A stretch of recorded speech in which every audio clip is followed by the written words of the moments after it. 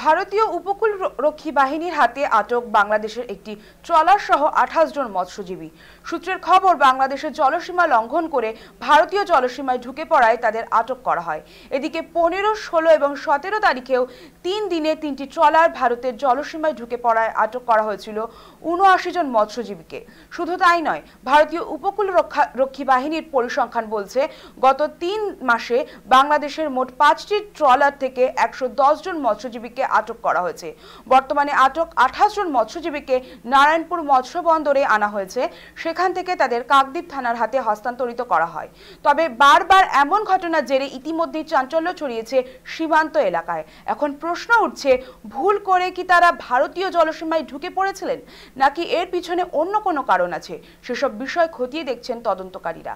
ঘটনার জেরে ভারতীয় জলসীমান্তে আরও নিরাপত্তা বাড়ানো হয়েছে।